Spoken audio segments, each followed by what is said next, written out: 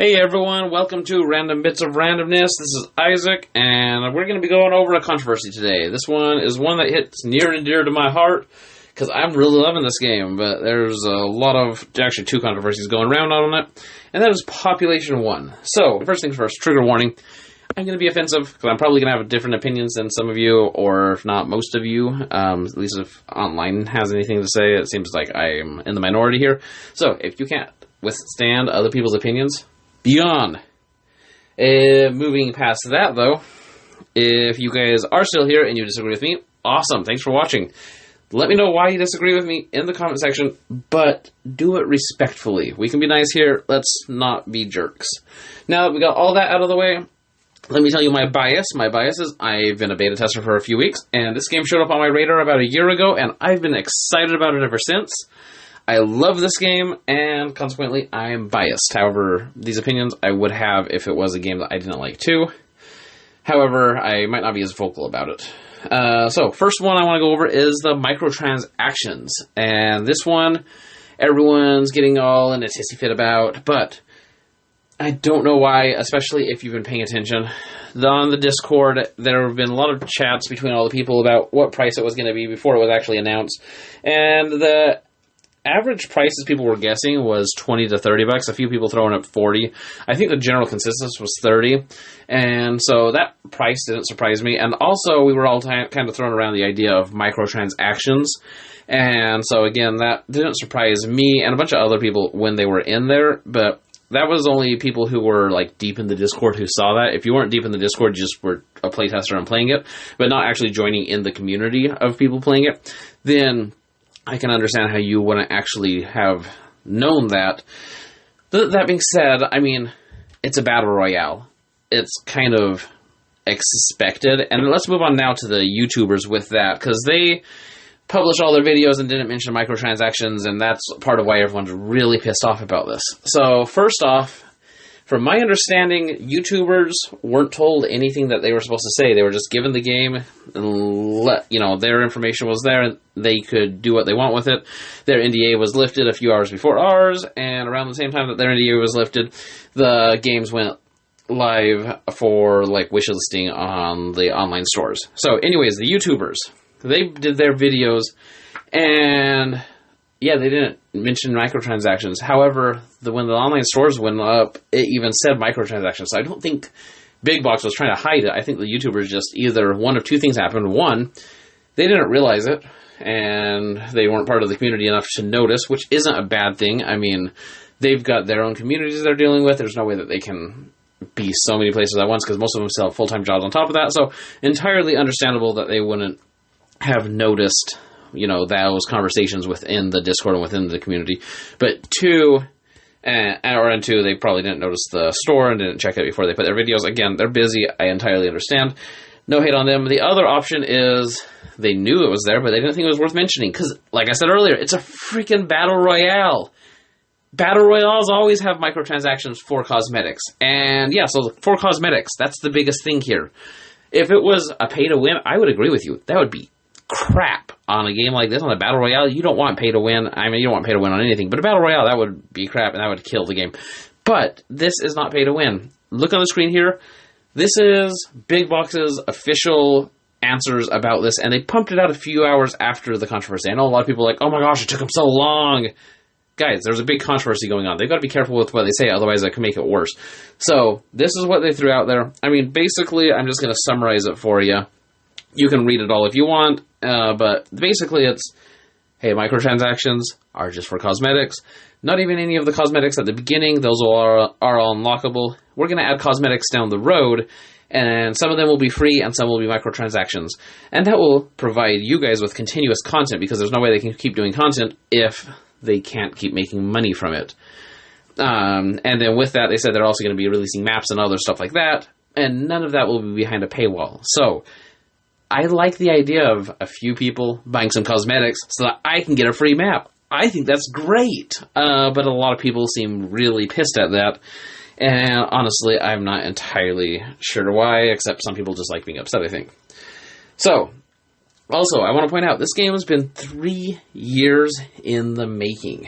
And yes, they did start over, when Quest came out, but they still took all the mechanics and everything they had been putting the years in moving before, and I want to point out that that takes a lot of time and a lot of money. A lot of VR, or a lot of normal games take 3 years to make, but they charge $60 or more. And that's something else. Everyone's like, oh my gosh, well, they should give you a discount. They are giving you a discount. It's $30.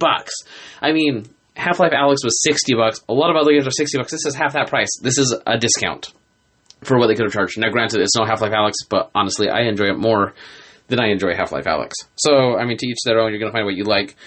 But, anyways, going on, they did design it from the ground up, but they did a ton of research when they were building it. And at first, during the first 2 years, this part of research, I'm going to show you a little clip from Adam Savage's Tested. They just did an interview with the developers. So listen to this little thing where they talk about what they exactly did during that research to make it comfortable and make everything work. So I'm going to play that now. We also did a ton of research about how to make this super comfortable, because flying and climbing and jumping off stuff in VR could be something that makes people sick. And when Touchin and I were first trying the game, like, we got sick all the time just because it wasn't quite ready yet. But we've done quite a bit of methods, like using the same simulator sickness questionnaires that the Royal Air Force uses to help us calibrate and have a scientific method around, is this working or not? And I think we brought like hundreds of people into the studio to have them play the game to verify that what we're doing with the vertical combat system delivers in terms of delivering that experience of being that stunt performer without all the special effects and all the safety gear, but also a very comfortable experience. So there's a ton of other tricks that are going underneath the hood. Yeah, so really cool. You can see they actually got with some scientists, some scientific communities, and made sure they did everything right. And when you play the game, it feels awesome. Like, I haven't gotten motion sickness. Now, granted, I've been playing VR for a few months, but I've only been playing it for a few months, and I haven't got motion sickness. So that's awesome. And I do get it on some games, but less and less as time goes on. Now, the other thing is, I just want to show all of the work that they did with this new Quest thing. And with this, they made it so they're able to port it to anything pretty much anyway, easily. They've created their own physics engine and kind of created their own little game engine within Unity. They did use Unity, but they stripped a lot of it out. So here's this clip from them there. Yeah, so for Population 1, it's like, obviously you want to be on as many headsets as possible. And a key component of that is delivering a great experience to players no matter what headset they're playing on. And so particularly for the Quest, we did a large rewrite and a refactor of the whole game. It took us about a year to do it, but we basically built a new game engine from the ground up inside of Unity that allowed us to make this even possible. And a lot of the tech for this actually didn't exist maybe a year and a half ago. So a lot of the tech that made this possible actually recently came about. So it's just, we're using, basically there's a supercomputing technique that we can use called data-oriented tech stack that Unity has that allows us to basically optimize all the way down to how the processor reads the bytes out of memory in order to make this extremely fast. So we're still rendering a 1 kilometer world that you can go anywhere and no rails, no limitations on the Quest. And so we have our own physics engine, our own custom modified networking layer, LOD system, particle system, like all these custom systems that allow us to run extremely well on a Quest, which also translates super well to the PC. So regardless of what headset you're on, you're still getting that same experience. So it's a really difficult challenge for us, but overall, like, we're really pleased with how it turned out. Scales great to the Quest 2, runs great on the Quest. PC VR heads such as the Index looks fantastic, and as well as the Vive and Windows MR. So yeah, it's overall, we're really happy with how it turned out, and most players, like, depending on how you play, can still have a great time.